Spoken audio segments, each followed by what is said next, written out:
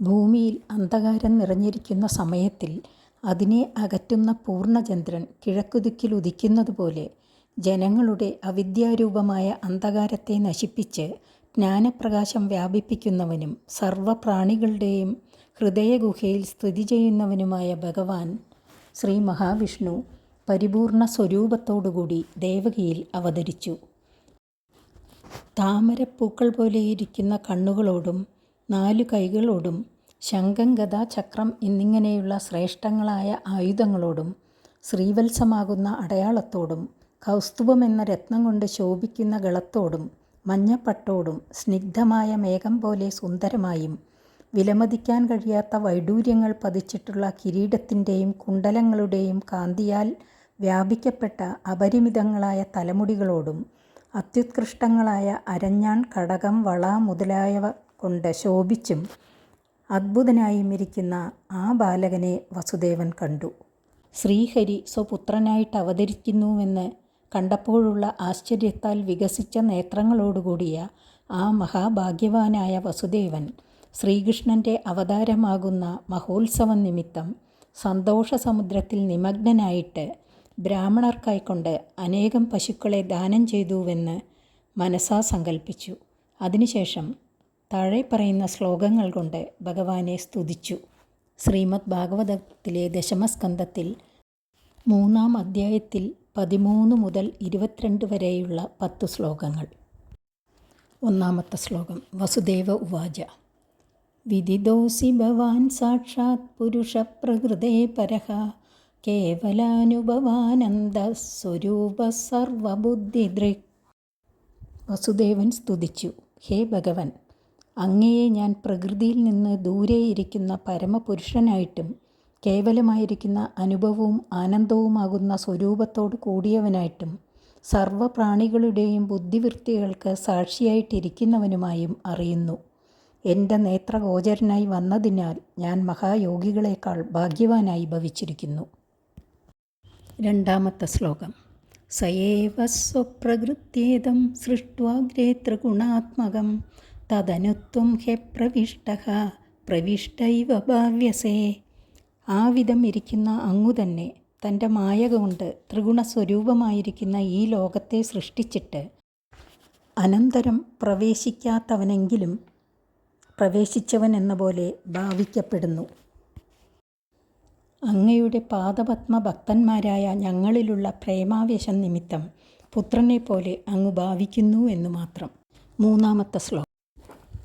യദേമേ വികൃതാ ഭാവാ സ്തദാ തേ വികൃതൈഃ സഹ നാനാവീര്യ പൃഥക് ഭൂതാ വിരാജം ജനയന്തിഹി. തൻ്റെ മായശക്തി കൊണ്ട് സൃഷ്ടിക്കപ്പെട്ട ജഗത്തിൻ്റെ അന്തർഭാഗത്തിൽ ഭഗവാൻ പ്രവേശിച്ചവനല്ല എന്ന് മുകളിൽ പറഞ്ഞതിന് ദൃഷ്ടാന്തം കാണിക്കുന്നു.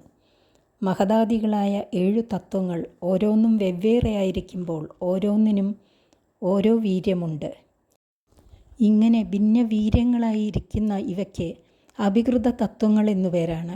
ഈ അവസ്ഥയിൽ ഇവയ്ക്ക് വിശിഷ്ട കാര്യം ജനിപ്പിക്കാൻ കഴിയില്ല. പിന്നെ ഈശ്വരശക്തിയാൽ പഞ്ചീകരണം ചെയ്യപ്പെടുമ്പോൾ 16 തത്വങ്ങളായി ഭവിക്കുന്നു. അവയോടൊപ്പം മുകളിൽ പറഞ്ഞ മഹത്തത്വാദികൾ ചേർന്നിട്ട് വിരാട് എന്ന് പറയപ്പെടുന്ന ബ്രഹ്മാണ്ടത്തെ ജനിപ്പിക്കുന്നു. 4-ാമത്തെ ശ്ലോകം. സന്നിപത്യ സമുത്പാദ്യ ദൃശ്യന്തേനുഗതാ ഇവ പ്രാഗേവ വിദ്യമാനത്വാത് ന തേഷാമിഹ സംഭവഃ. വിരാട് എന്ന ബ്രഹ്മാണ്ടത്തെ ജനിപ്പിച്ച ശേഷം ഈ മഹതാദികളായ ഈ തത്വങ്ങൾ ബ്രഹ്മാണ്ടത്തിൽ അനുഗതങ്ങൾ എന്ന പോലെ കാണപ്പെടുന്നു. കാര്യഭൂതങ്ങളായ ബ്രഹ്മാണ്ടത്തിൽ കാരണഭൂതങ്ങളായ തത്വങ്ങൾ ഉൽപ്പത്തിക്ക് മുമ്പ് തന്നെ ഇരിക്കുന്നതിനാൽ ബ്രഹ്മാണ്ടത്തിൽ തത്വങ്ങൾ അനുപ്രവേശിച്ചവയാണെന്ന് പറയാൻ ന്യായമില്ല. 5-ാമത്തെ ശ്ലോകം. ഏവം ഭവാൻ ബുദ്ധ്യനുമേയലക്ഷണൈർഹി ഗ്രാഹൈർഗുണൈ സന്നപി തദ്ഗുണാഗ്രഹഃ അനാവൃതത്വാത് ബഹിരന്തരം നതേ സർവസ്യ സർവാത്മന ആത്മവസ്തുനഃ.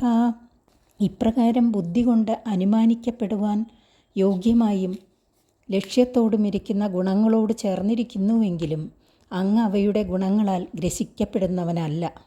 സർവസ്വരൂപമായും സർവാത്മാവായും സർവത്ര വ്യാപിച്ചിരിക്കുന്ന പരമാർത്ഥ വസ്തുവായും ഇരിക്കുന്ന അങ്ങേക്ക് മറവില്ലാത്തതുകൊണ്ട് അകവും പുറവുമില്ല.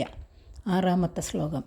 യ ആത്മനോ ദൃശ്യഗുണേഷു സന്നിധി വ്യവസ്യതേ സോ വ്യതിരേകതോ ബുധഃ വിനാനുവാദം ന ച തന്മനീഷിതം സമ്യക് യതസ്തക്തമുപാദതത്പുമാൻ. ആത്മാവിൻ്റെ അനന്തശക്തിയാൽ കാര്യരൂപേണ വിളങ്ങുന്ന ദേഹാദികൾ ആത്മാവിനെ കൂടാതെ തന്നെ പരമാർത്ഥത്തിൽ ഉള്ളവയാണെന്ന് വിചാരിക്കുന്നവൻ ആലോചനയില്ലാത്ത മൂഢൻ തന്നെ എന്നതിൽ സംശയമില്ല.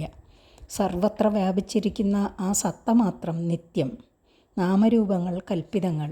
അതിനാൽ സത്സ്വരൂപനായ സർവേശ്വരനെ കൂടാതെ ഭിന്നമായ ലോകമുണ്ടെന്ന് കാണുന്നവൻ മൂഢൻ തന്നെ എന്ന് സാരം. 7-ാമത്തെ ശ്ലോകം. ത്വത്തോസ്യ ജന്മസ്ഥിതി സംയമാൻ വിഭോ വദന്ത്യനീഹാദ ഗുണാദ വിക്രിയാത് ത്വയീശ്വരേ ബ്രഹ്മണിനോ വിരുദ്ധ്യതേ ത്വദാശ്രയത്വാദുപചര്യതേ ഗുണൈഃ. ഹേ വ്യാപക, എങ്ങും വ്യാപിച്ചിരിക്കുന്ന അങ്ങയെ കൂടാതെ പ്രപഞ്ചത്തിന് സത്യത്വമില്ല. കാണപ്പെടുന്നതായ ഈ ലോകം അകർത്താവും അവികാരിയും ഗുണരഹിതനുമായ അങ്ങയിൽ നിന്നുണ്ടായി അങ്ങയെ തന്നെ ആശ്രയിച്ച് നിലനിൽക്കുന്നു. അവസാനം അങ്ങയിൽ തന്നെ ചേരുന്നു. സർവത്ര നിറഞ്ഞിരിക്കുന്ന ബ്രഹ്മം അങ്ങാകയാൽ അവികാരി എന്നതിന് വിരോധമില്ല. എല്ലാറ്റിനെയും നടത്തുവാൻ സാമർഥ്യമുള്ള ശക്തിയുടെ നിയന്താവായിരിക്കുന്നതിനാൽ സർവേശ്വരനായ അങ്ങ് സൃഷ്ടാദികൾക്ക് കർത്താവ് എന്നു പറയുന്നതിനും വിരോധമില്ല.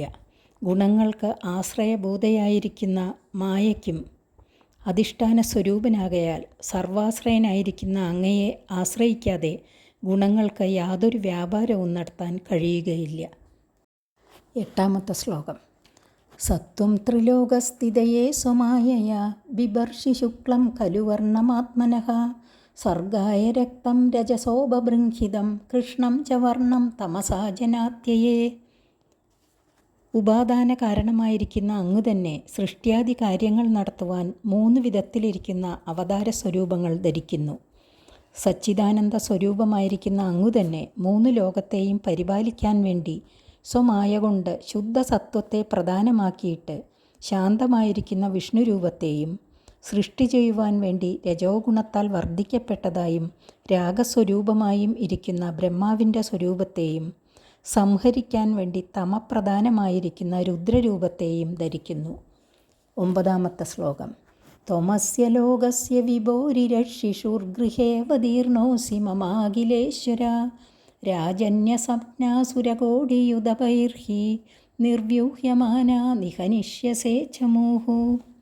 ഹേ വിഭോ, ഹേ സർവേശ്വര, അങ്ങ് സാധുജനങ്ങളെ രക്ഷിക്കാൻ ആഗ്രഹത്തോടു കൂടിയവനായി എൻ്റെ ഗൃഹത്തിൽ ഇപ്പോൾ ഈ ദിവ്യമംഗള വിഗ്രഹത്തെ പ്രകാശിപ്പിക്കുന്നു. സർവസമർത്ഥനായ അങ്ങേക്ക് ഇത് യുക്തം തന്നെ.